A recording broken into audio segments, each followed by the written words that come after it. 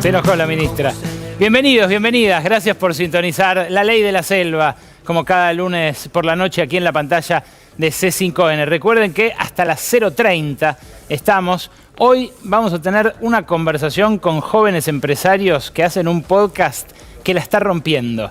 Créanme, quédense un rato porque vamos a charlar con tres muchachos llamados a tener roles importantes en el empresariado en las próximas décadas y que están pensando el país, que es lo que tratamos de hacer aquí también cada lunes. El arranque para pensar el país esta semana no puede pasar por otro lugar que por la triple frontera. ¿Qué llevó a un senador como Edgardo Cuéllar a intentar cruzar a la 1:30 de la mañana de Argentina a Brasil, de Brasil a Paraguay, con 21 fajos como este, $211.000 en efectivo, en una mochila negra, donde había también 646.000 pesos y casi 4 millones de guaraníes? ¿Qué grado de impunidad tiene que haber sentido un miembro de la Cámara Alta, ducho en la política, que fue jefe de gabinete ni más ni menos que del gobernador de su provincia natal, de Entre Ríos, que fue electo senador a la cabeza de la boleta por el Frente de Todos y que se convirtió este año en la pieza clave para que el oficialismo sacara todas las leyes que sacó en el Congreso? Cuando digo clave, digo decisivo. Fue el que consiguió el empate para La Libertad Avanza en el Senado, que terminó en el desempate a manos de Victoria Villarruel y en la aprobación de esa ley, la famosa Ley Bases, que cambió, diría yo, el marco normativo en el que se desempeña la economía argentina. ¿Qué hizo que revisaran su auto? Porque esto lo encontraron porque hicieron un control allí. Hablé con distintas autoridades paraguayas que dicen, sí, casualidad, justo decidimos reforzar los controles a la madrugada porque habíamos visto movimientos sospechosos. Era la 6ª vez que cruzaba en el año hacia Paraguay. De hecho, hubo 2 veces que cruzó muy enseguida de la aprobación de la Ley Bases y por eso dicen, le controlamos el auto. Claro, hay alguien que tiene mucho peso en Paraguay, que es Mauricio Macri, y hacia él se dirigieron también las miradas, siendo Cuéllar un hombre que se entregó al oficialismo, que viene del peronismo y que de algún modo lo mete a Milei en eso que tan acertadamente denominó la casta. Una casta que se empecina en incluirlo, en arroparlo, en trabajar también para él. Claro, la escena es de película, porque Cuéllar no solamente tenía esos $211.000 en efectivo encima, sino que después consiguió 300.000 más para pagar él y su secretaria la fianza que terminó por permitirle la prisión domiciliaria en Asunción, donde está ahora, en un complejo de lujo con piscina infinita en la terraza, uno de esos lugares que justamente germinaron en la Asunción contemporánea de la mano de dineros por los cuales mucho no se pregunta. ¿Le hicieron una cama o se regaló Cuéllar? ¿Qué conexión tienen tanto él como la secretaria con la empresa Golsur, una empresa con la que ella dijo tener que hacer negocios allí en Asunción cuando los agarraron infraganti con el dinero? ¿Con qué cara podría votar alguien como Cuéllar la ley de ficha limpia, por ejemplo, que impulsan en el Congreso, otros que también están sucios, ahora vamos a ellos, en los próximos días? Porque la verdad, ni la empresa figura en los registros impositivos locales, ni la declaración jurada que por ley tiene que hacer el senador se condice con la tenencia de tanto efectivo. Solamente lo que le encontraron en esa mochila negra, en el asiento de atrás de la 4x4 al senador, equivale a 40 veces lo que tiene declarado en su declaración jurada ante la Oficina Anticorrupción.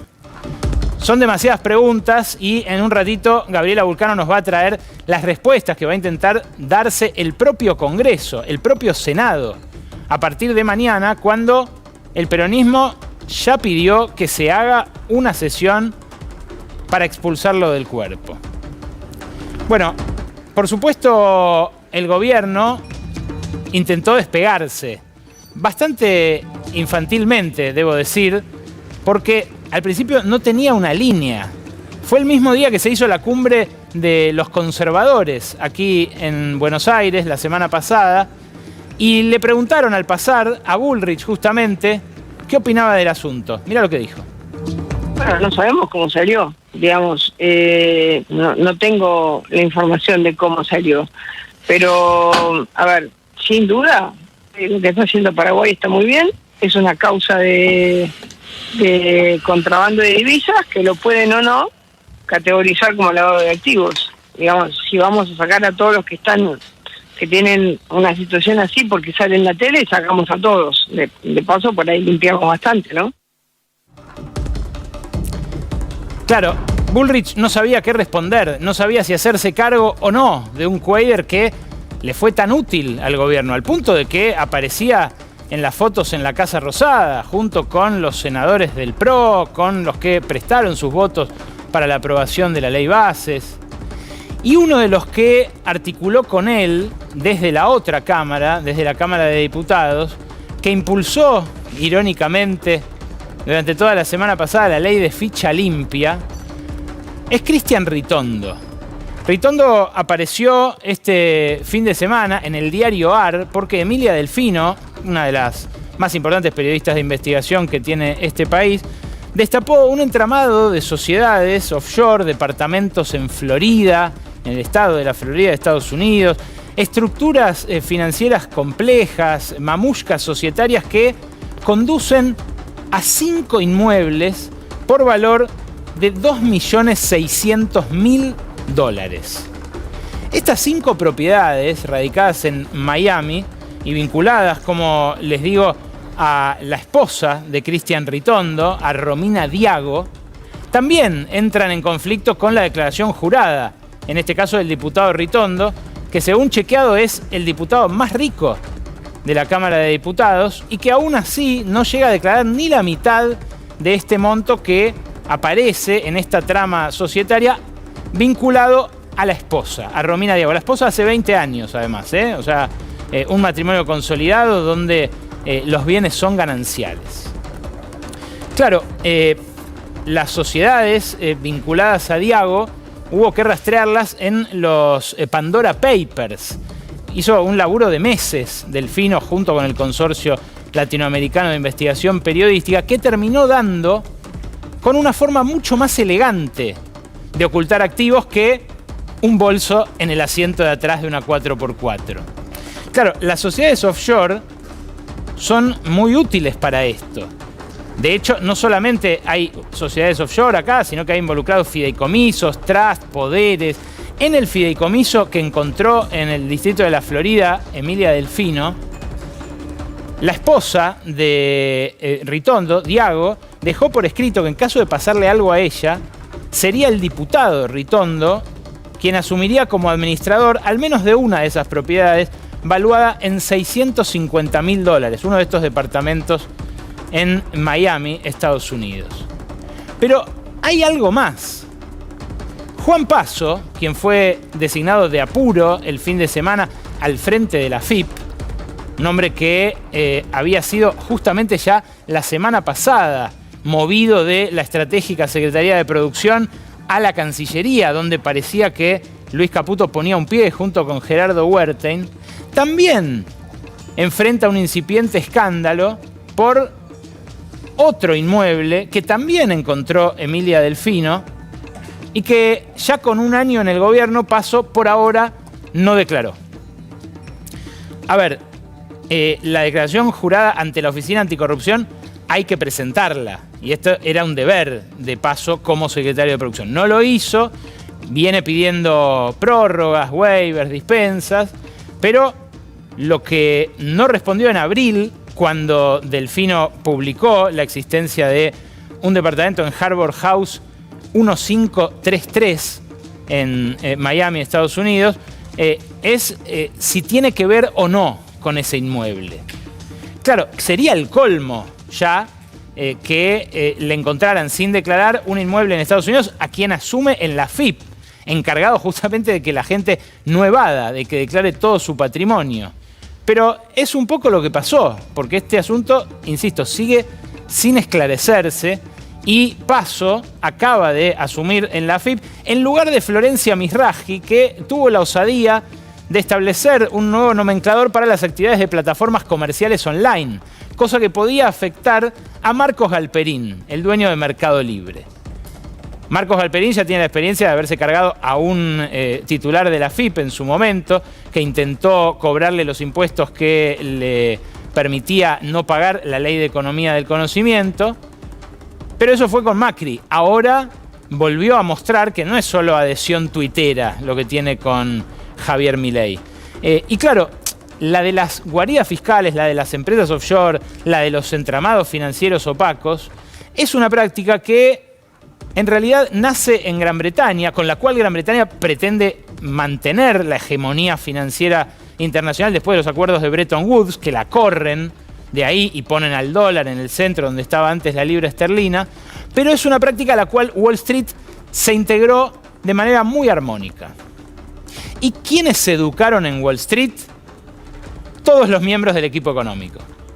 Escuchá cómo la semana pasada, en un canal de streaming oficialista, donde el presidente se ha presentado varias veces, cuyo dueño de hecho participó de esa cumbre conservadora de la semana pasada, fíjate cómo el viceministro de Economía, que es chileno, José Luis Daza, quizás algunos no sepan que el viceministro de Economía actual de la Argentina es chileno, y que iba a ser el ministro de Economía de la ultraderecha en Chile si ganaba Kast, aquel balotaje que disputó con el finalmente triunfador Gabriel Boric, contó cómo se conocieron con Caputo en Wall Street justamente. Escúchalo. Y entré a JP Morgan y ahí siempre cuento, yo era economista, pero JP Morgan quería estar en el área financiera y la verdad es que los economistas sabemos poco de finanzas. Las finanzas y la economía como ciencias de estudio a veces tienen puntos de intersección, pero tienen metodologías y puntos de vista muy distintos. Las matemáticas son diferentes, las estadísticas son diferentes y el enfoque es diferente. Y ahí hice una cosa, me tiene el training program que era como un MBA. Muy famoso que tenía JP Morgan. Y en ese MBA habían como 300 personas. Te juntaban con otra persona para que fueras el partner a lo largo de todo el training program. Y traían de los mejores profesores del mundo para cada módulo de aprendizaje en este programa.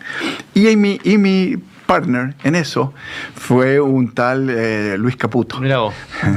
Lo conocí, no suena de nuevo. Eso fue en 1992. Golden Boys, en aquel momento, tanto Daza como Caputo. Lo que dice Daza, que son distintas las lógicas del economista y del financista, es algo que le dicen mucho a Caputo y que al ministro de Economía no le gusta, porque la noción del equilibrio general macroeconómico es algo que de algún modo Daza le está diciendo que también se le escapa. El uso de guaridas fiscales, de empresas offshore, de entramados opacos como estos, lo que hace es horadar la capacidad del Estado en todo el planeta. De esto se está empezando a dar cuenta el G7. Fíjense los compromisos, por ejemplo, que están asumiendo los países más ricos del mundo en foros como el G20, para intentar que las grandes gigantes de las plataformas online y de datos paguen impuestos en algún lado. Estos entramados lo que generan es un agujero que después termina alimentando el déficit fiscal de los países. Claro, una cosa es tener déficit fiscal en Estados Unidos, que tiene la maquinita de imprimir dólares, y otro, muy distinto cantar, en Argentina. Pero el origen del problema es similar. Es esta ilusión, que a veces se convierte en evasión, que los blanqueos vienen a condonar como una bula papal cada década o incluso menos en el caso argentino. Pero el curro y la pérdida de soberanía también se cruzan en otro lugar. Fíjate, se cruzan en la industria nuclear. Casi de manera inadvertida, la semana pasada hubo un hackeo a las bases de datos del CAREM, el reactor modular que tiene en desarrollo la Argentina, que lo pone en un cenáculo muy, muy selecto de países que pueden hacer reactores. Claro, Argentina es uno de los 7 países del mundo que domina todo el ciclo completo de la industria nuclear con fines pacíficos, y estar ahí permite dialogar de igual a igual con las grandes potencias, que son las demás, en muchos otros temas, no solamente en temas nucleares. Y esto es algo que ellos preferirían no hacer. Por eso intentan bloquear de distintas maneras el desarrollo de la industria nuclear, que siempre en Argentina fue apalancado por el Estado. ¿Qué pasó la semana pasada? Insisto, de modo que pasó prácticamente inadvertido. Esto, hubo un hackeo a la CONEA, a la Comisión Nacional de Energía Atómica, que dicen puede haber hecho perder muchos de los secretos del CAREM argentino. Es algo que, bueno, por supuesto debería preocupar a tanto la diplomacia como a los más altos estamentos de la industria local. Los mecánicos que trabajan en Atucha han hecho desarrollo que después se aplican en empresas privadas. Todo el desarrollo de esa ingeniería colabora con la productividad local en miles de distintos aspectos. Los pibes que se forman para laburar ahí son pibes que muchas veces también terminan trabajando en empresas privadas. Derrama un montón, como dicen economistas como Daza. Ahora, esto que pasó, este episodio de hackeo, viene en el marco de un desfinanciamiento total del rubro nuclear. Habíamos visto en septiembre cómo cortaban las rutas en Zárate por los 230 despidos que hubo en las constructoras, en las contratistas que tienen a su cargo la obra civil de donde se iban a fabricar estos reactores modulares. No es el único curro atómico por estos días, el desguace premeditado del CAREM, porque EconoJournal, el portal especializado en energía que dirige Nico Gandini, publicó este fin de semana que a un ejecutivo de una de las empresas clave del complejo nuclear, al vicepresidente de Dioxitex, de apellido Kirchuk, le permitieron facturar desde que asumió, en paralelo a cobrar su sueldo, 3 veces su sueldo por servicios profesionales que prestaba, vaya a saber en condición de qué. La factura la publicaron los colegas de EconoJournal, es una factura que todos los meses presentó por 3,5 millones de pesos, insisto, al margen del sueldo que ya cobraba en Dioxitex, que es la empresa encargada de proveer el combustible para los reactores, por ejemplo, para Atucha. Para Embalse también, para Atucha 2 también. De hecho, está paralizada parte de esta producción y corre riesgo la generación de energía atómica en un contexto en el que no sabemos si va a haber cortes de electricidad durante el verano. Pero hay más de esto.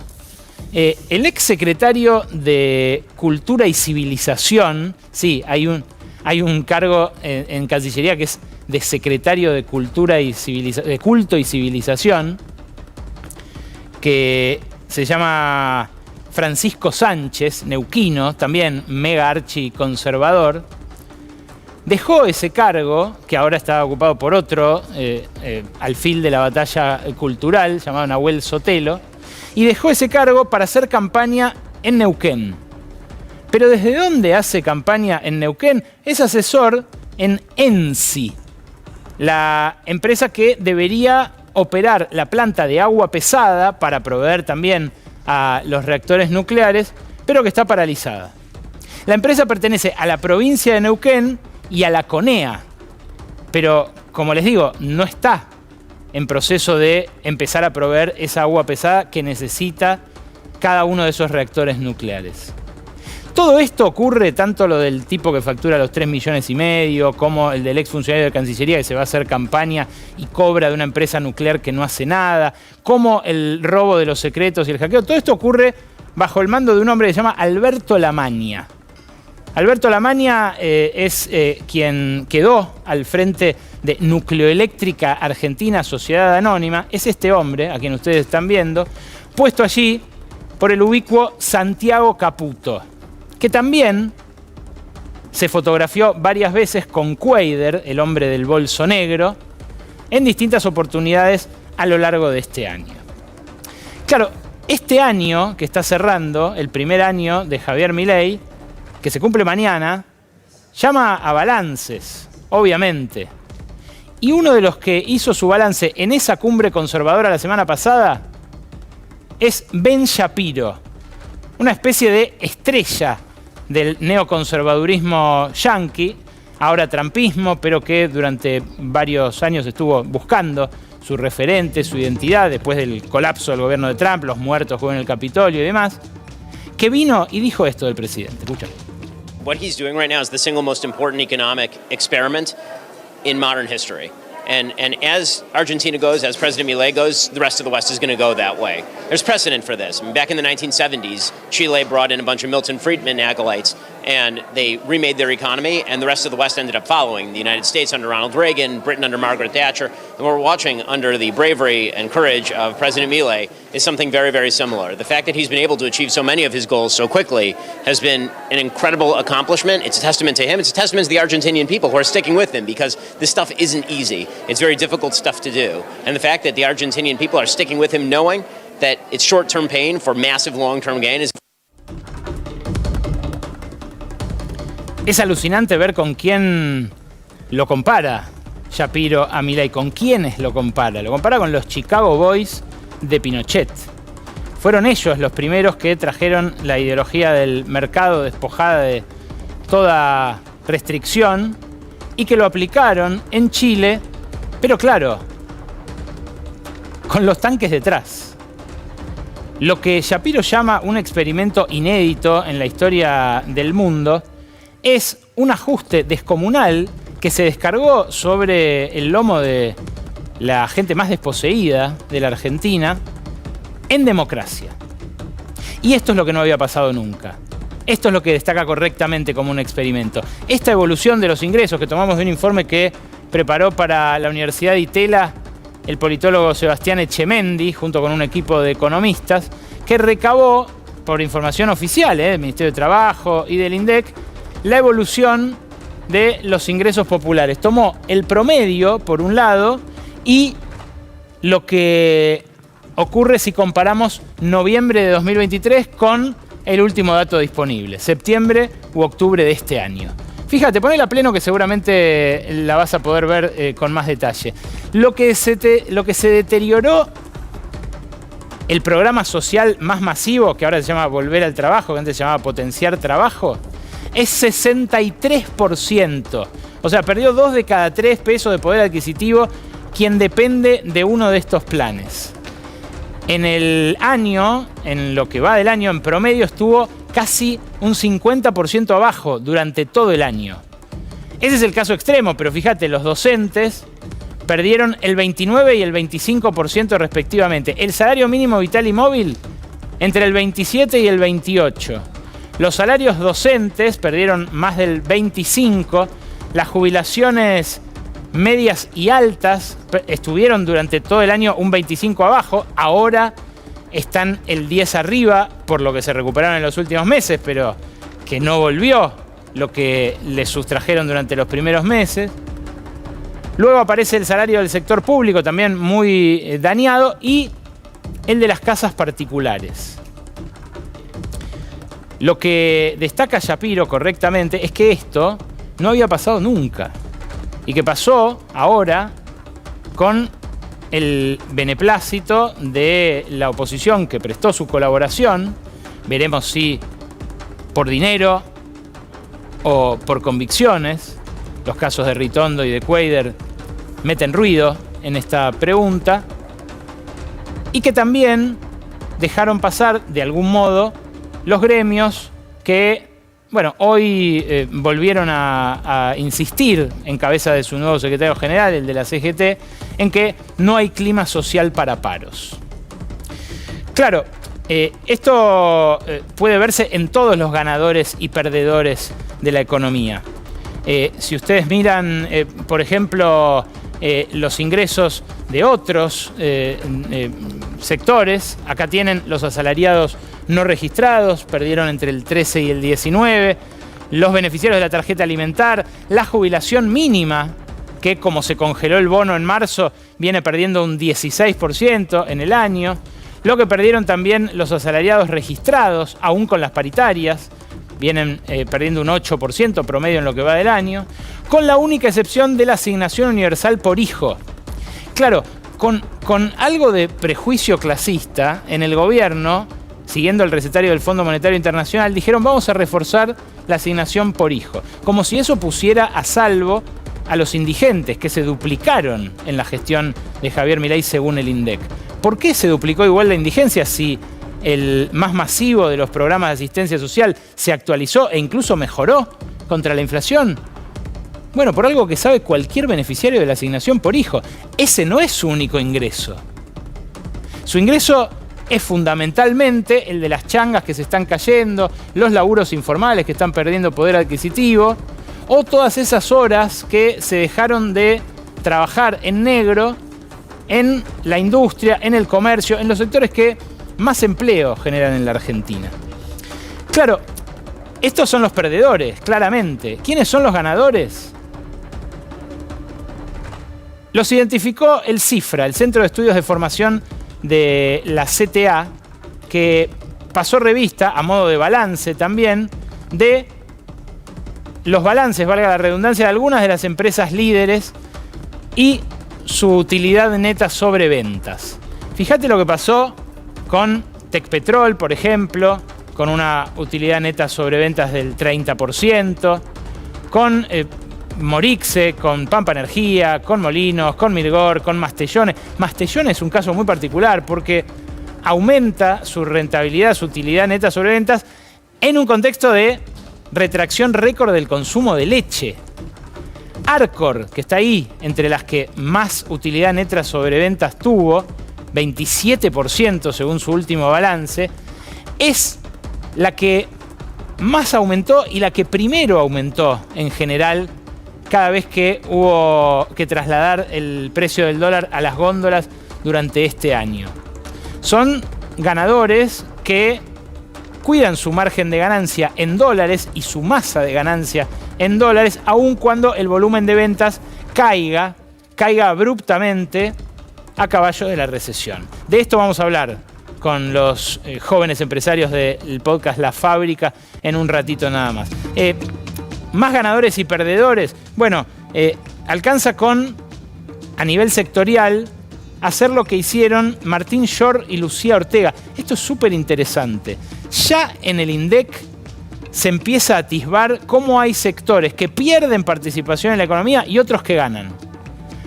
Comparó este par de economistas lo que representaba cada uno de estos sectores en 2019, en 2023 y en 2024.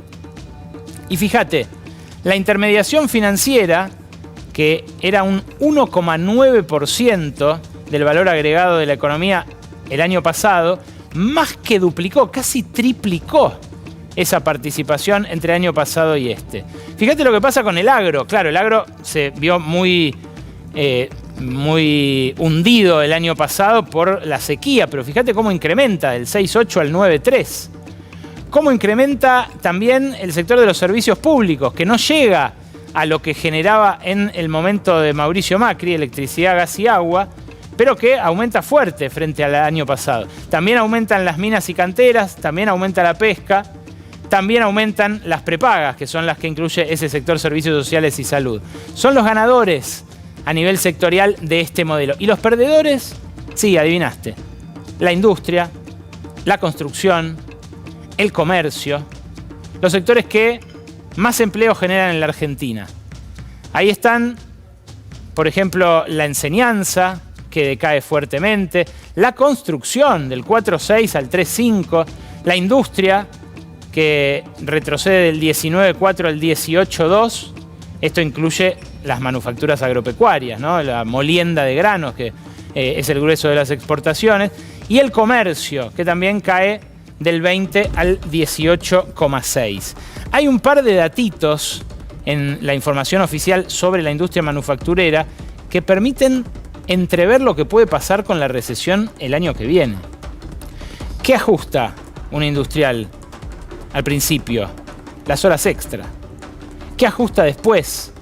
Bueno, los que tiene en alguna contratación más laxa, más irregular, quizás en negro. ¿Qué termina ajustando al final? Bueno, a su plantilla, a la que tiene que indemnizar.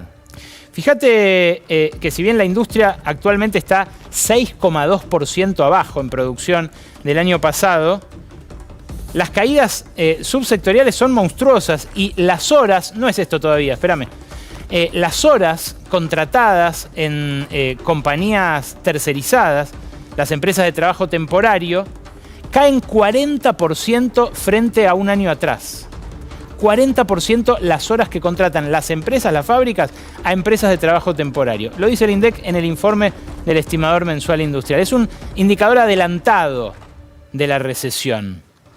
Y otro indicador adelantado de la recesión, porque todavía no se ve en el desempleo esto, evidentemente no, hay gente que por ahí tiene menos horas, pero tiene algún empleo todavía.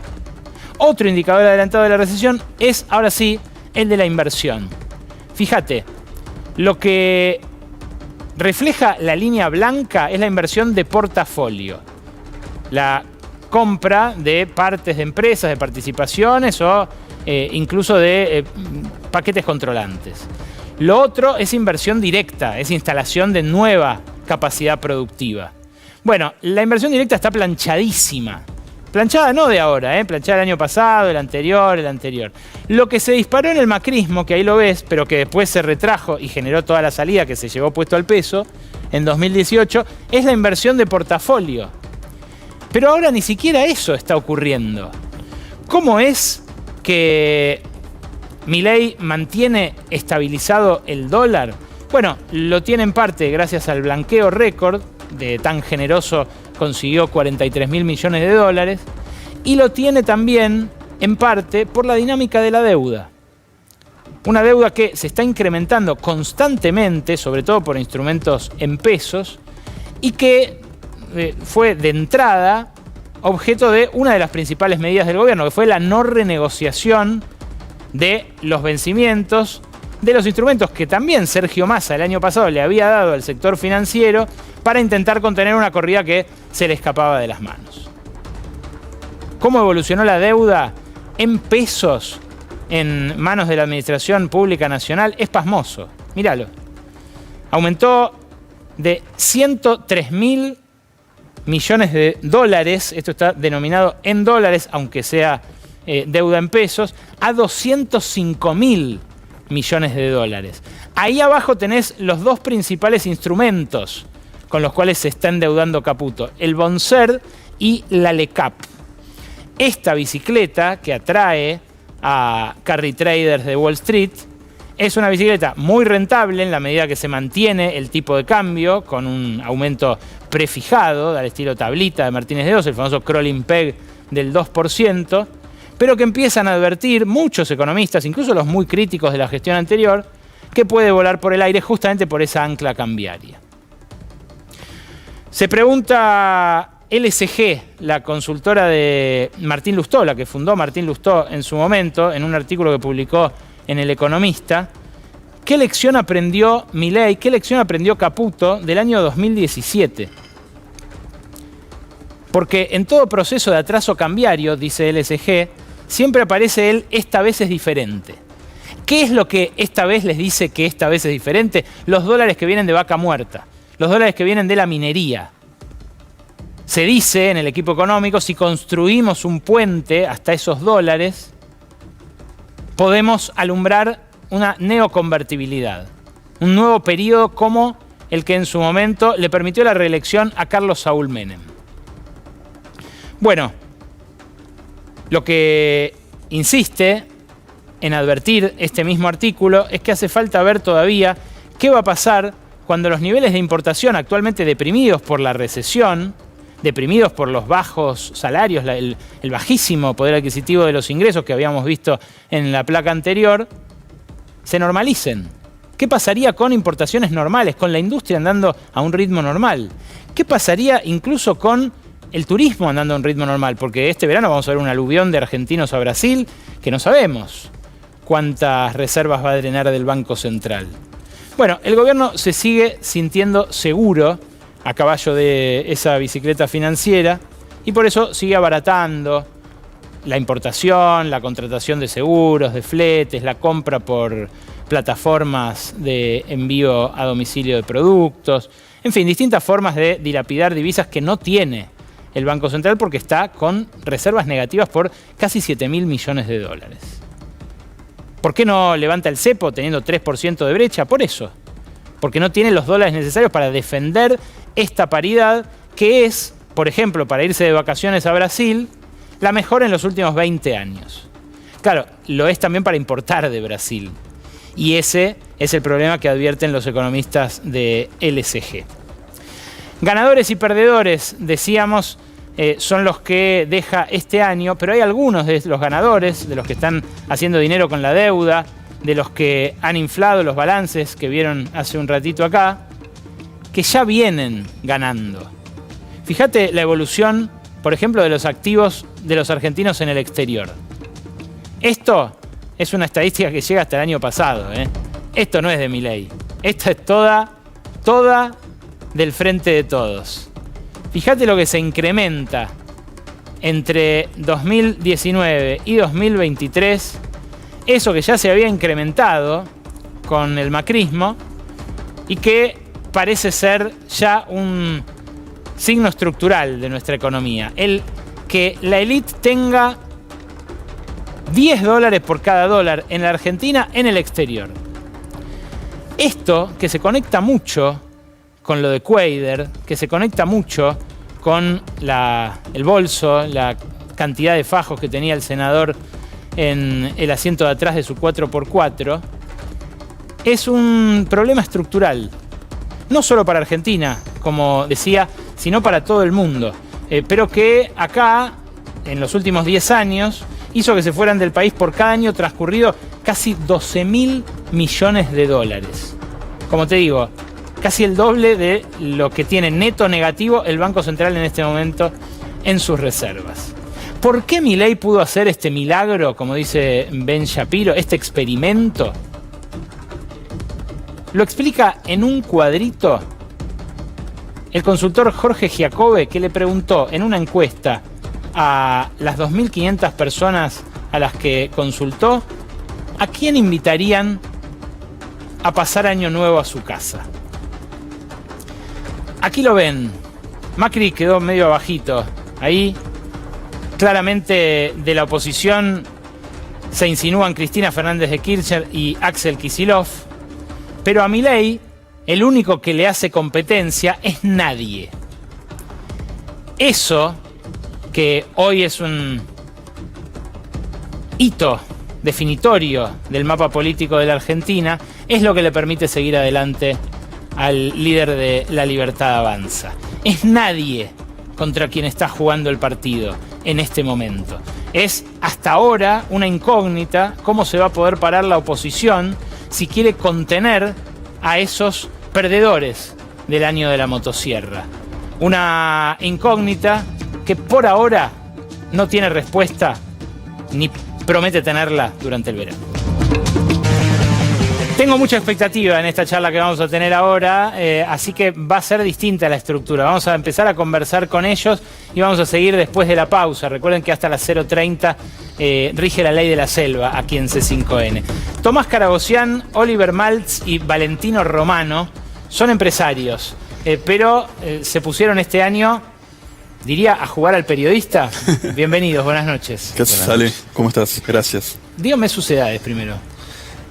31 años. 34, 26. Y ustedes trabajan en distintos rubros, ¿no? Todos en empresas familiares, Empresas cada uno familiares. de nosotros. ¿En qué rubro, digan nada más, aunque sea? Bueno, en mi caso estoy en el rubro plástico. Somos los principales fabricantes en la Argentina de telgopor, que se usa mucho para la construcción, como aislante térmico, para el embalaje industrial cuando compras un televisor, una heladera, un lavarropa. Ajá. y para el packaging de consumo, los envases de helado. Y después tenemos otra fábrica que hacemos vasos y contenedores de polipapel, los vasitos de las cadenas de comida rápida. Sí, las McDonald's, Starbucks. No sé si se puede.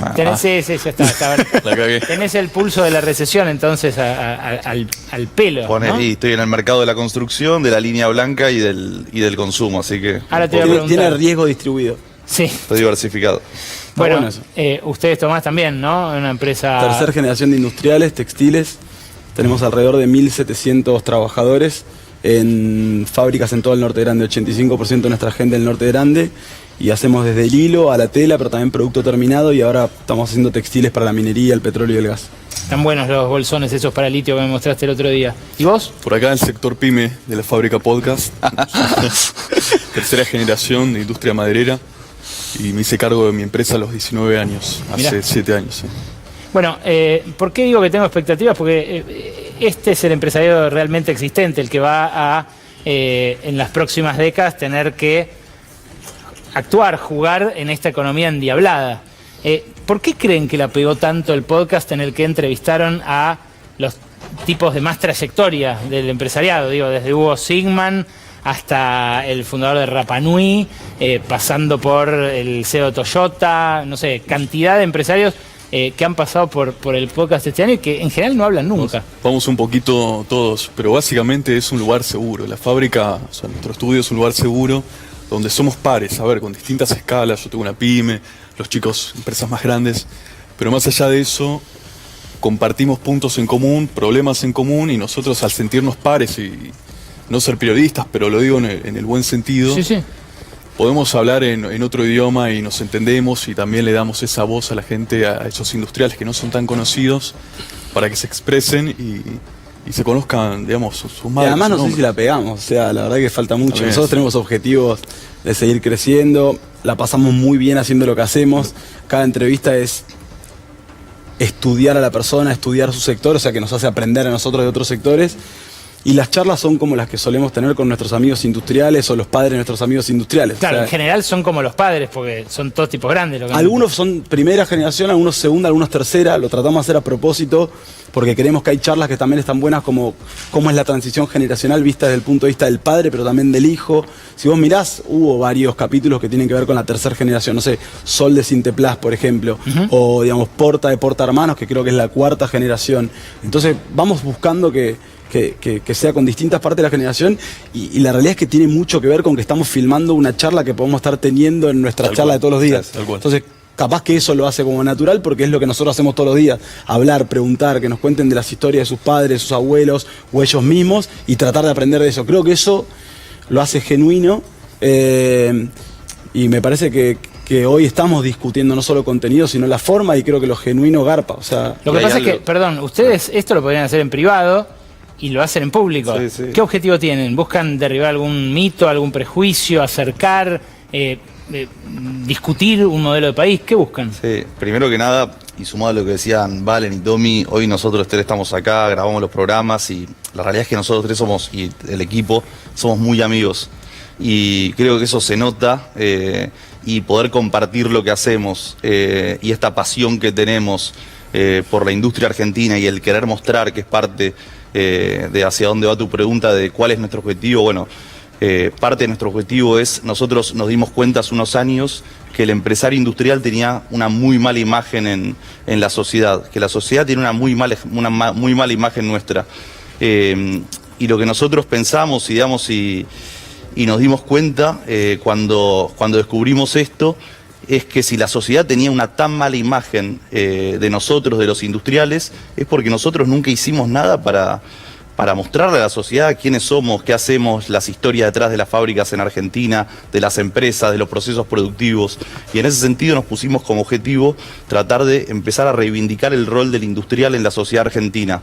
Bueno, ¿cómo lo fuimos haciendo y cómo fuimos comunicando? Arrancamos hace ya 4 años con una cuenta que se llama Che Alta Industria, donde mostramos procesos productivos, cómo se produce todo lo que nosotros consumimos en el día a día. Empezó a pegar la cuenta, a pegar, hoy entre todas las redes sociales tiene más de 400.000 seguidores.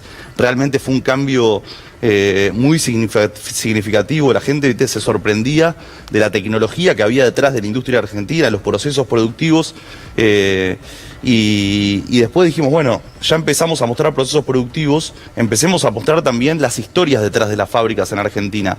Cómo se creó Giorgalos, cómo se creó Rapa Nui, cómo se creó Grido, cómo se creó Aluar, qué le pasa al dueño de Aluar en su día a día. Y creo que fuimos empatizando mucho con la sociedad. Sí, perdón. Ahí nosotros siempre decimos que uno nunca va a defender ni querer lo que no conoce. Y nosotros lo que estamos intentando hacer es que haya más gente que conozca y a partir de eso saque sus conclusiones.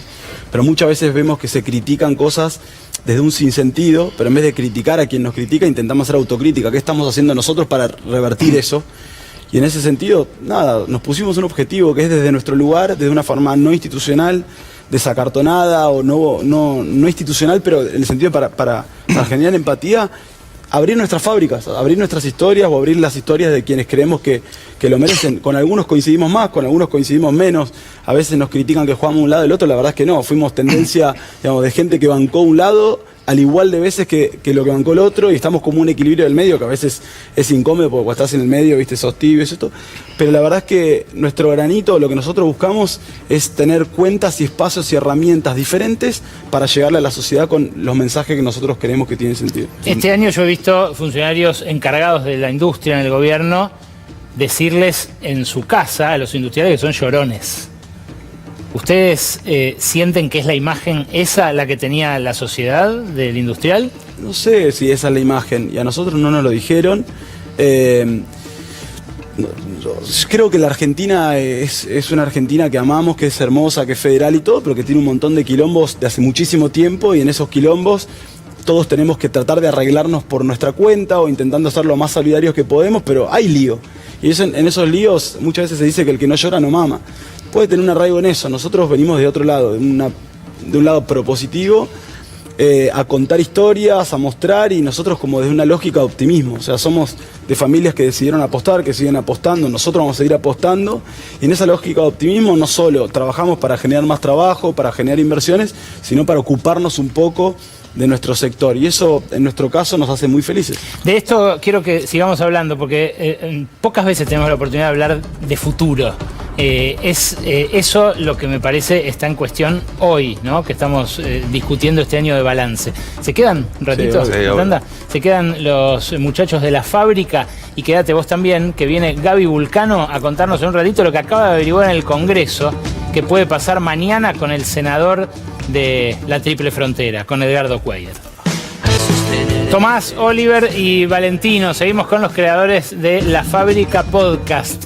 Uno tiene un pequeño aserradero, el otro una fábrica de plásticos, el otro una de las textiles importantes de nuestro país. ¿Por qué nos convendría seguir teniendo industria a los argentinos y no importar y traer todo más barato? A ver, creo que está clara la respuesta, o sea, y lo vemos con lo que está pasando en el mundo. Recién leía un hilo de Eddie, un muy amigo nuestro, de la empresa china que fabrica autos eléctricos, BYD, que hizo una de sus inversiones más grandes de la historia en Brasil para fabricar el año que viene 150.000 autos y en 2026 300.000 autos por año. Creo que el mundo está yendo para ese lado, el mundo está protegiendo su trabajo, protegiendo el valor agregado, y creo, y nosotros siempre decimos que no es o una u otra, digamos. Por supuesto que no estamos, digamos, nosotros no es que queremos un país cerrado donde tenemos que vivir con lo nuestro, o sea, ni cerca ni para nada. Nosotros lo que queremos es que, digamos, nosotros los que producimos y generamos trabajo en Argentina, debemos estar en igualdad de condiciones para vivir en un país común y corriente. Para estar, por ejemplo, en igualdad de condiciones con Brasil, para tener esas fábricas, hay que tener rutas transitables. Sí, a ver, la Argentina. Este año dejaron de invertir en el mantenimiento más elemental de las rutas. ¿De eso hablan ustedes cuando hablan de competitividad puertas afuera? Sí, la Argentina arrastra problemas. La Argentina presta al sector privado 4% sobre el PBI. Nuestro país vecino, creo que 70%. México, 6 veces más. Chile, 100%. Hay un montón de cosas, o sea, tiene que ver con lo impositivo, la falta de infraestructura, la dependencia para salir por Santa Fe, el puerto de Buenos Aires, un régimen que desde nuestro punto de vista a nivel impositivo no promueve el valor agregado y además es totalmente regresivo. O sea, son muchas las cosas que nosotros creemos que la Argentina tiene que modificar a nivel estructural para emparejar la cancha. Habiendo dicho esto, Oli te lo dijo, o sea, el mundo va hacia el valor agregado, hasta la disputa de quién controla el valor agregado. Nosotros no somos una generación, como él dijo, que cree que hay que vivir con lo nuestro, cerrarnos, pero somos una generación que quiere ser pragmática. ¿Qué está haciendo el mundo? ¿Qué queremos nosotros? ¿Y cómo miramos la Argentina? Una Argentina que es extensa, federal, que tiene amplitud en todo sentido, es diversa, y nosotros creemos que el sector industrial tiene un propósito clave en la generación de valor agregado, en las exportaciones, pero además en la generación de trabajo privado y de calidad donde otros sectores no llegan. Y nosotros decimos que militamos la Argentina del I, el I desde la sumatoria de, ¿no? La industria del campo, los trabajadores y los industriales, los sectores tradicionales y los de base tecnológica. En la Argentina se habla poco de cadenas de valor. Su sector y el mío no tendrían sentido si no tendríamos campo. Nosotros no somos industriales que van a ir en contra del campo. Al revés, lo defendemos y lo reivindicamos. Claro, vos el algodón... Yo compro algodón y él compra madera. ¿Qué sentido tendría su aserradero o mi empresa textil si no tuviéramos campo? Entonces, en nuestra lógica como generación industrial, jamás vamos a ir en contra del campo. Pero hay una lógica que dice exportemos el algodón, exportemos la madera, exportemos el litio, exportemos el gas, el petróleo, los productos minerales, y con esos dólares compremos afuera más barato. Yo creo mucho en los sistemas de incentivos, no de castigo. Creo que se puede incentivar. Si vos te ponen un impuesto a sentarte, probablemente estés parado. Nosotros no podemos tener impuestos a la exportación. Sí podemos generar incentivos al valor agregado. Entonces, yo estoy totalmente en contra de un impuesto que imponga sobre la exportación, porque creo que la Argentina tiene que acumular divisas. No estoy en contra de algún tipo de incentivo que generemos valor agregado y mayor valor agregado en la Argentina. Fíjate que ustedes me hablaban antes de que la sociedad... en muchos casos tiene prejuicio con lo que no conoce, que por eso empezaron a mostrar procesos productivos y que de algún modo lo que hacen al hacer el podcast es tratar de dialogar con eso, ¿no? O sea, pedirle a la sociedad que entienda por qué está bueno generar valor o agregar valor en el origen de la materia prima. Ahora, ¿por qué cuando la sociedad apoya a los industriales para seguir existiendo y esos industriales prosperan, después lo primero que hacen es protestar contra los impuestos que en muchos casos le devuelven a esa sociedad parte del apoyo que les brindó a los industriales? ¿Se entiende lo que digo? Sí, yo ahí tengo una diferencia con el planteo, no con la pregunta. Vos estás planteando como que los impuestos son los que sostienen a la sociedad, y es correcto, pero yo creo que nosotros tenemos un sistema totalmente regresivo que impone sobre la producción, encareciendo los productos y haciendo que nosotros que tenemos más, pagamos el producto lo mismo que el que menos tiene. Por ende, digamos, acá no estamos discutiendo si hay que pagar o no pagar impuestos. Estamos discutiendo el modelo impositivo, lo complicado que es y lo regresivo que es. ¿Ustedes no estarían en desacuerdo con que alguien de altos ingresos tenga un nivel mayor de gravamen? Es mucho más progresivo. Sí, y además hay un tema más. La correspondencia, o sea, ¿vos te crees que la gente que está pagando impuestos cree que recibe un servicio acorde a lo que paga? No, todo el mundo cree que los impuestos son injustos los que paga uno. Bueno, ¿no? En realidad es correcto. Si la gente, digamos, tiene que pagar la salud privada, la seguridad privada, hay algo que no está funcionando. Exacto. Ahora, los gastos están ahí y cuando le pasan la motosierra lo que vemos es lo que yo mostraba en el editorial, ¿no? Jubilados dañados, que pierden la cobertura de los medicamentos, programas sociales licuados, desfinanciados. Nada de eso le da potencia a un mercado interno donde florezcan empresas como la suya. ¿O sí?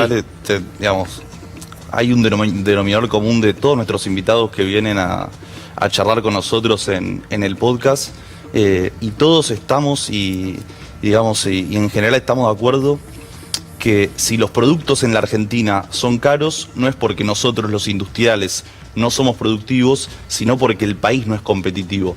Entonces nosotros lo que queremos es que la solución es con más fábricas, es con más industria y es con más trabajo, y que si las cosas son caras en la Argentina no es porque nosotros no somos productivos, sino porque arrastramos un país no competitivo detrás, muy pocas empresas que tenemos que sostener todo un sistema. Entonces ahí es donde hablamos de nivelar la cancha. Que lo sufren los bienes transables. ¿Por qué? No es lo mismo. ¿En comparación con qué? Por ejemplo, comparo, no tengo nada contra el banco, pero el banco argentino compite contra el Banco Internacional con las reglas de Argentina. Claro. O sea, nosotros como industriales competimos contra industriales con reglas de otro país. No es lo mismo la lógica de competencia de un bien transable que un no transable. No es una crítica, es una realidad. Entiendo. Eso, en general, últimamente está siendo soslayado, esa diferencia, esa tensión, ese debate. Lo que dice el gobierno es todo el que gana dinero es un benefactor social. ¿Ustedes se sienten identificados con eso? ¿Qué término ese? Nosotros somos industriales. Hace años, ya 5 o 6 años, que recorremos el país, hacemos 15.000 kilómetros por año. Siempre que podemos, no vivimos de viaje, tenemos nuestras responsabilidades y conocemos el país desde el punto más extenso del norte hacia el sur. Y sí, la verdad que somos benefactores sociales en algún punto porque causamos impacto en la sociedad, damos trabajo, hacemos un cambio económico, pero seguimos siendo también, somos un trabajador más. Yo me levanto a las 7 de la mañana y me acuesto a las 12 a veces. Mi hermano también, qué sé yo. No lo dudo. A ver, Valen, por ejemplo, tiene una pyme que tiene que sostener, no sé cuánta gente tiene trabajando. Sí, 12. Tampoco, digamos, él vive una realidad totalmente distinta por ahí a la que nosotros vivimos y nos apoyamos y cosas. El factor social, qué sé yo, por ahí hay mucho. Yo estoy a favor de todos los que generen trabajo, del sector que sea. Bueno. Creo, digamos, vos recién mostrabas la utilidad neta de las compañías. Yo estoy a favor, o sea, digamos, lo que quiero es que las empresas tengan más rentabilidad para poder contratar más gente. Si la Argentina estuviera en una fiesta de rentabilidad, tendríamos más empresas y no menos. Después, cuando la Argentina crece y crezca y generemos trabajo, digamos, o al mismo tiempo, me parece que hay discusiones que hay que dar y yo soy de los que creen que el empleo es la principal herramienta que tenemos para distribuir. Por eso, digamos, apoyo la minería, apoyo el petróleo y el gas y te digo, creo que además hay que tener proveedores locales para distribuir parte de ese crecimiento. Es una discusión que nosotros como industrialistas y el desarrollo tenemos que dar, pero no estamos en contra de que las empresas tengan rentabilidad. Porque, digo, si todos tuvieran tanta rentabilidad, yo creo que habría muchas más empresas, no Solo menos. para nuestra gente, por supuesto. De todas formas, en el podcast, no sé si viste que a veces nosotros siempre preguntamos la autocrítica. Y en nuestro caso muchas veces nos criticamos todo el tiempo a nosotros mismos. Mucho más fácil criticar a, no sé, al sindicalista, al político, a la justicia o al empresario que criticarse a uno mismo. Y nosotros partimos de la lógica de que hacemos cosas mal, de que nuestros sectores hacen cosas mal. En mi caso yo vengo de un sector textil muy criticado. Y no es que vengo a defender todo lo que hacemos, al revés, creo que hay un montón de cosas que tenemos que mejorar y cambiar. Creo que tenemos que tener un sector más exportador, más vinculado al mundo científico-tecnológico, digamos, más apalancado sobre el algodón, que es lo que está en nuestros suelos. ¿Les parece que esta ética de la responsabilidad que están transmitiendo, este esfuerzo que vos relatabas del cotidiano y demás, es el aspiracional hoy de los jóvenes, digo, de su edad o menos, de los de 20 y pico, o flashean más la ganancia rápida y fácil de la finanza? Nosotros queremos poner a la industria de moda. Nosotros no sé si lo vamos a lograr. De vuelta, como dice Trump, ¿no? Poner a la industria de moda de vuelta. Pero aparte, como te dice Valen, hace 5 o 6 años venimos recorriendo todo el país. Cada año hacemos 15.000, 17.000 kilómetros. Y en cada viaje somos más de 100, 120 jóvenes industriales de muchísimas provincias, digamos. Realmente creemos que estamos generando un impacto.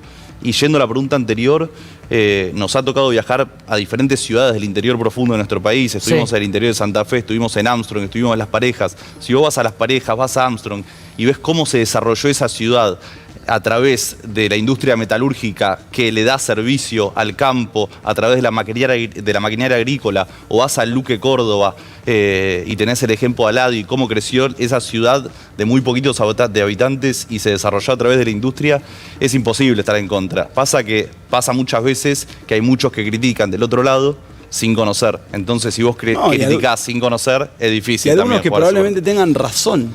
O sea, hay gente, en todos los sectores hay gente que hace las cosas mal. Y a veces al sector se lo castiga por el que hace las cosas mal. Entonces, nada, hay que mostrar los buenos casos y también condenar los malos. O sea, hay gente que expone al sector industrial y que expone al sector, en mi caso, textil o cualquier sector. ¿Vos qué decís, Valen? Se critica lo que no se conoce. ¿Te acordás? El dueño de Grido, Lucas Santiago, 80 años. Una anécdota divertida. No es fácil conseguir que venga la gente que viene. Es gente que no suele hablar, que no va a la televisión, que no va a las radios. Por eso digo que la pegaron. Que como dijo Valen, vienen a hablar con nosotros también porque sienten confianza. Lo llamo a Lucas, el dueño de la tercera heladería más grande del mundo, un genio a quien quiero mucho y admiro y le mando un saludo, y de quien aprendimos mucho. Y le digo, Lucas, tenés que venir a contar tu historia, que es realmente impresionante. La gente tiene que conocer cómo pasaste a ser la tercera heladería más grande del mundo. Es algo realmente impresionante. Más de 1000... Es una locura, 95 millones de kilos. Y Lucas me dice, no, me da nervios, aparte no sé, Oliver, la verdad es que no tengo nada para contar. Le digo, Lucas, Si vos no tenés nada para contar, ¿qué le queda al resto? ¿Cómo no vas a tener nada para contar? Te lo pido, por favor, tenés que venir. Me dice, bueno, dale, voy. Bueno, viene, fue impresionante la charla, se viralizó. Su primera entrevista en 80 años. Su primera entrevista, estaba re nervioso, se viralizó a un nivel, pero tremendo. La pueden escuchar, es la segunda charla más escuchada en YouTube del podcast. Fue realmente un aprendizaje espectacular, pero bueno, se viralizó tanto que a mí me generó un poquito de temor, ¿viste? Nosotros nos dedicamos a esto. Yo dije, uy, me mata la familia, la puta madre. Nunca había hablado y de repente todo el mundo hablando del tipo. Claro. Yo dije, me mata. Aparte, viste, es cliente mío, yo le vendo los envases, dije, perdí el cliente, esto es un desastre. Y me llama el otro día, yo dije, ya está, me llama para matarme, listo, todo un desastre. Me dice, Oliver, te quería agradecer. Fue realmente impresionante lo que pasó. Yo ahí respiré. La gente me para en la calle en Córdoba para agradecerme porque los inspiré a seguir adelante con sus proyectos después de escuchar la charla. Hay mensajes que nos llegan que son impresionantes. Impresionante. Pará, pasado mañana vamos a Mar del Plata, vamos a ver la fábrica de ¿eso te Lucianos. enteraste? Estamos queriendo hacer, viste que hay una fiesta que se llama La Breche. Sí. Bueno, no queremos hacer una fiesta, pero queremos hacer turismo industrial. Ajá. Y lo que estamos organizando es visitas a fábricas en todo el país para nuestra comunidad. Y por ejemplo, estamos yendo a Mar del Plata a Lucianos y viene un chico en colectivo de Tucumán a conocer la fábrica de Lucianos. Espectacular. Una locura, turismo industrial. Chicos, ojalá mañana me llamen y me digan que la gente los para por la calle por haber salido en la ley de la selva. No, para ahí que se suscriban al canal de YouTube, nos viene espectacular. Sí, claro. Te meto el chivo El chivito. ese Sí, en sí. YouTube si se suscriben y nos apoyan, es espectacular. Fundamental. Tomás, Oliver, Valentino, gracias por venir a la ley de la selva. Un placer. Gracias, Ale, un placer. La ley del gallinero y ya vamos a Gaby Vulcano y qué puede pasar mañana con el senador de la mochila llena de dólares.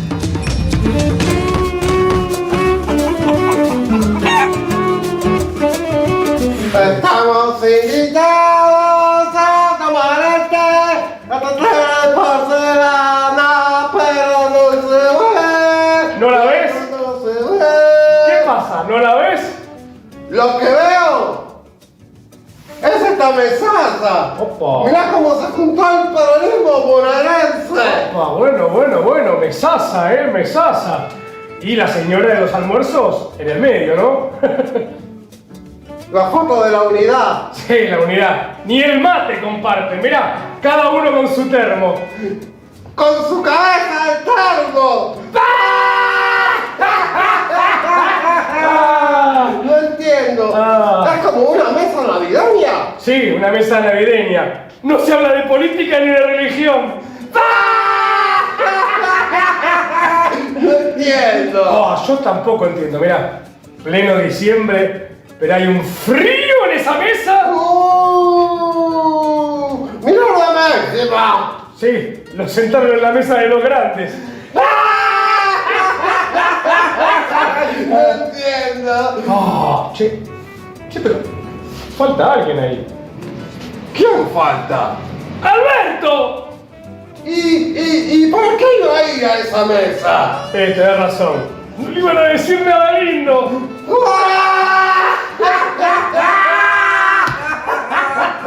No entiendo. Che, igual te digo una cosa, entre Sí, nosotros, Ganso. ¿Qué? Ver a todo el peronismo junto ahí me pone un poco la piel de gallina. ¡Ganso! ¡La piel de ganso! Sí, pero escúchame.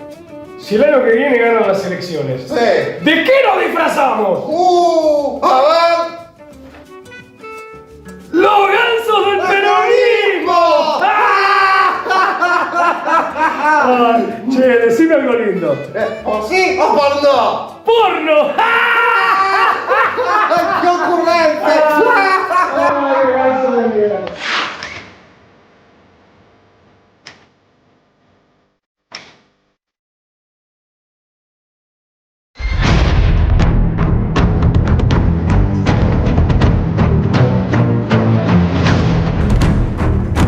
Epa, ¿qué nos está queriendo decir, Vulcano? Buenas noches. ¿Qué tal, Ale? ¿Cómo estás? ¿De quién es Cuader? ¿A quién responde? ¿Para quién trabaja y quién es su jefe político? Uf, un montón de preguntas. Son un montón de preguntas y lo primero que te diría, Ale, es que Cuader por ahora o en este momento no tiene jefe. Nadie se hace cargo de Cuader. Es huérfano. Es huérfano. Desde el peronismo dicen, Cuéllar es oficialista, viene votando con el oficialismo, que se haga cargo Javier Milei de este senador que ayudó al oficialismo a aprobar lo que es la ley base. Bueno, esto es estrictamente así. De hecho, posó en la Casa Rosada junto al presidente, ¿no? Sí, posó en la Casa Rosada, tiene un diálogo fluido con Santiago Caputo, el asesor presidencial. Era alguien de confianza del gobierno al punto que, bueno, habían pensado ponerlo al frente de la bicameral de inteligencia. Ahora, desde La Libertad Avanza le dicen al peronismo, no, háganse cargo ustedes, porque él ingresó con la boleta de lo que era el Frente de Todos. Eso también es cierto. Eso también es cierto y se lo empiezan a tirar de un lado para el otro. Ahora, Cuéllar hoy por hoy no tiene jefe político. Es cierto que Cuéllar llegó al Senado de la mano de Gustavo Bordet, exgobernador de Entre Ríos. Era un hombre de su confianza. Fue incluso quien llevó adelante la campaña del gobernador Bordet en ese momento. Ajá. Bueno, Bordet no es más gobernador, es diputado. Después de lo que fue la ley bases, una vez que Cuéllar votó con el oficialismo, ahí cortó el diálogo y desde ese momento asegura que no volvió a hablar con Cuéllar ni a tener ningún tipo de contacto. ¿Sabes qué me intriga, Gaby? ¿Qué puede pasar con las leyes que Cuéllar ayudó a que se aprobaran? Bueno, uno de los grandes temas es qué pasó con la ley ómnibus. Sí. O la ley bases, conocida Sí. como ley bases. ¿Le pagaron a Cuéllar para que aprobara eso? Ese dinero salió del gobierno. Estamos hablando de estos $211.000 que le encontraron cuando ingresó a Paraguay, con un dinero que no había declarado. También llevaba dinero en efectivo en pesos y en guaraníes. Y lo que empiezan a preguntarse varios es si de alguna manera la ley bases se puede judicializar. Si tiene hoy por hoy el peso que debería tener, teniendo en cuenta que por lo menos hay sospechas de que uno de los senadores podría haber recibido dinero a cambio de su voto. Diría un abogado, es el fruto de un árbol envenenado. Sí, y además sale, ¿por qué se empiezan a poner en cuestión la ley bases? Porque estamos hablando de una votación que se dio en el Senado, donde salió 36-36, al punto que fue Villarroel quien tuvo que desempatar. Claro. No se trataba de, bueno, holgadamente igual al gobierno le sobraban 10 votos para aprobar esta ley. De hecho, Cuéllar estuvo hasta último momento viendo cómo votaba y empieza a posarse la mirada también sobre otros senadores. Una de ellas es Lucila Crexel. Ah, me acuerdo, la de la embajada. La de la embajada. Sí. Por ese momento, cuando se estaba discutiendo la ley ómnibus, Crexel estaba negociando con el gobierno para quedar al frente de la embajada ante la UNESCO en París. La más cotizada de todas. La más cotizada. Es un destino soñado porque vivís en París no hace mucho, la verdad, y se la pasan en cócteles, vernizadas, celebraciones del arte, ¿no? Y de la cultura. Hoy me contaban desde el bloque de Unión por la Patria que Crexel incluso estaba casi pidiéndole el voto a los senadores del peronismo uno por uno, diciéndole, che, cuando llegue mi pliego, ¿me vas a apoyar? Esto en el medio de ya las negociaciones que se estaban dando en paralelo para aprobar la ley ómnibus. ¿Y? Ahora, ¿Crexel es la única que están mirando? No, bueno, Crexel forma parte del interbloque de Cuéllar, que es Provincias Unidas, pero hay otro que también están diciendo, che, ¿qué pasó, por ejemplo, con Carlos Espínola, conocido como Camau, que es otro de los senadores que ingresó por el peronismo y que después se dio vuelta y empezó a votar junto al oficialismo? Estos son algunos de los senadores que están mirando y cuando yo te digo están mirando es porque, bueno, dicen hasta qué punto esto no pone en cuestión lo que es la ley ómnibus.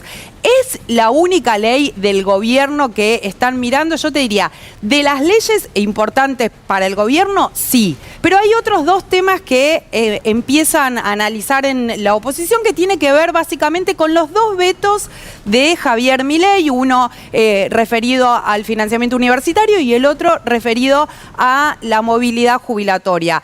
Vetos que después fueron confirmados por la Cámara de Diputados. Ahí ya salimos del ámbito del Senado, pero dicen, che, si en el Senado podemos encontrar senadores que tal vez votaron a favor de la ley bases a cambio de alguna retribución, vamos a decirlo de esta manera, bueno, puede haber pasado eso en diputados y ahí aparecen obviamente los primeros que están mirando son a los radicales con peluca, como se los conoce, que son estos 5 radicales que todavía forman parte de la bancada que conduce Rodrigo de Loredo y que no solamente vienen votando todo con el gobierno, sino que también se han mostrado públicamente y te diría que incluso se ponen contentos cada vez que los llaman los radicales con peluca. Tienen, te diría, un vínculo casi incondicional con la Casa Rosada. Gaby, 2 cuestiones más. Una tiene que ver con el momento en el que lo capturan a Cuéllar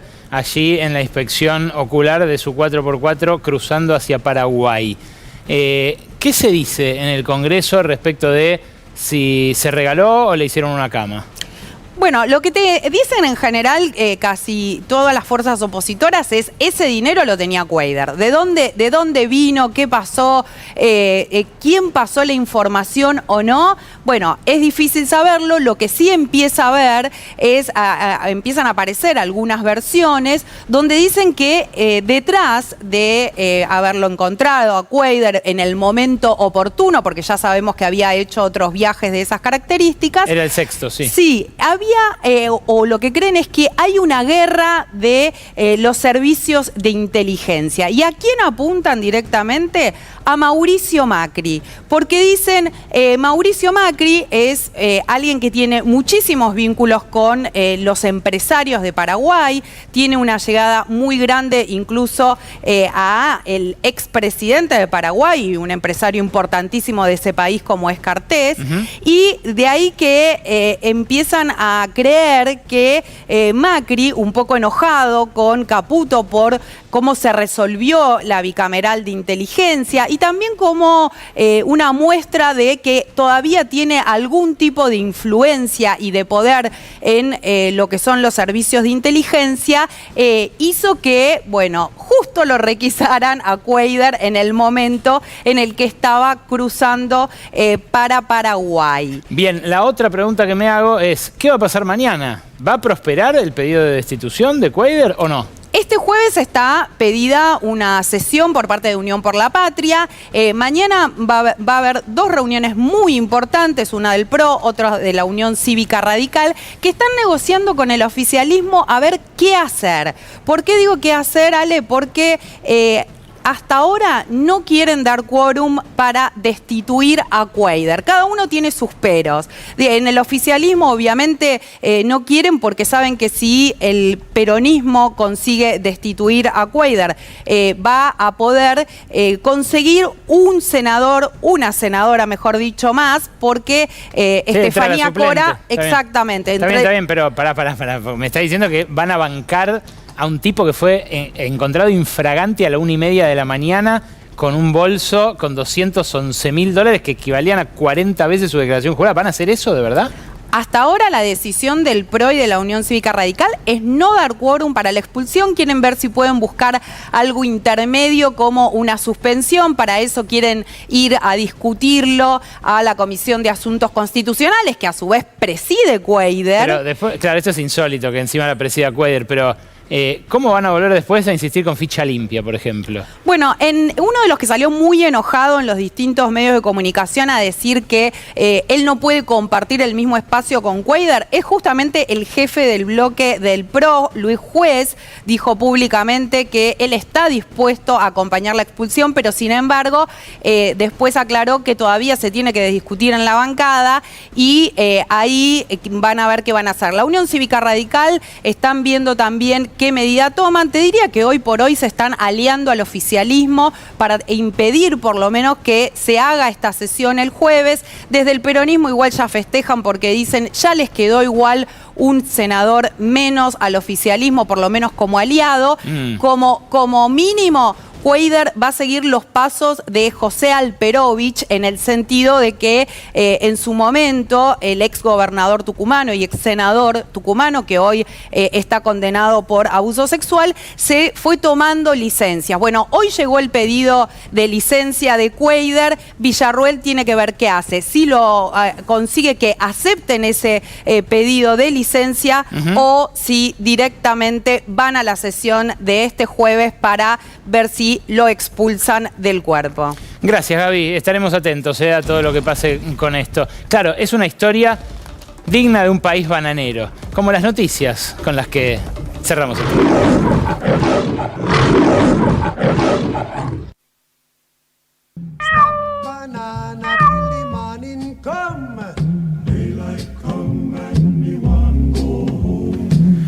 ¿Cómo le va el leoncito? ¿Cómo le va, Berkovich? ¿Come crocantes? A ver, sí, a ver. Fíjese, a ver, pruébelo. Son los de Cuéllar, ¿eh? Sí, están ricos, sí, crocantes, Barrani.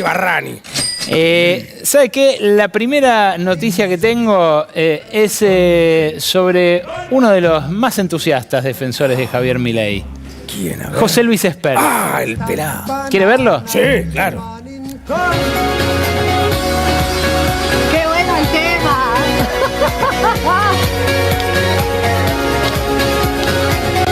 ¡Ay, que esto es impresionante!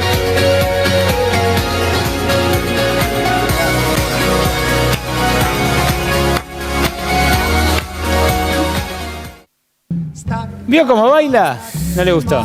No le gustó. Eso que bailó, lo bailó después de ir a un hospital bonaerense. Sí. Y donar 30 pañales para adultos. Qué tipo generoso. Pero fíjese una cosa, Berkovich. ¿Usted vio cómo baila Espert con las piernas juntitas, así como si se hubiera desgraciado a punto de entrar al aire? Para mí se guardó un par de pañales por si se le escapaba una palometa. No. Porque aparte de andar comiendo frutos a esa hora de la mañana en ayunas te purga. Uf. Y tiene cara como de estar oliendo mierda, ¿no? Sí, a veces tiene, es cierto. Ay, qué impresión, viejo. Bueno, que la no le pase segunda... nunca desgraciarse en la tele, ¿verdad? No. Acá, porque acá estás, usted no sabe lo que es, ¿eh? Dios no lo permita. No, acá. La segunda noticia bananera es ilustrada con una foto. Mírela. A ver.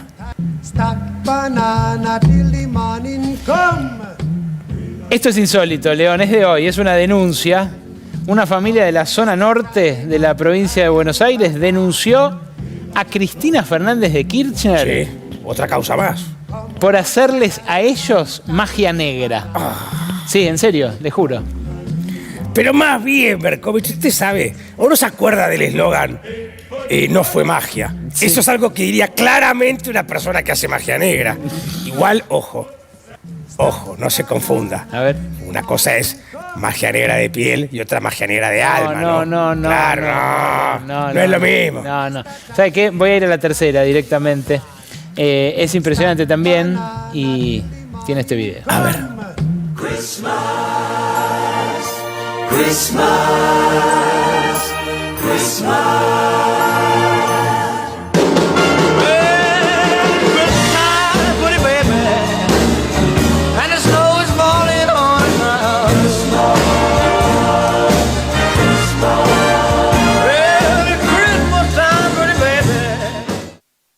Bueno, sigue el video generado por inteligencia artificial. Yo sé que lo dejé boquiabierto.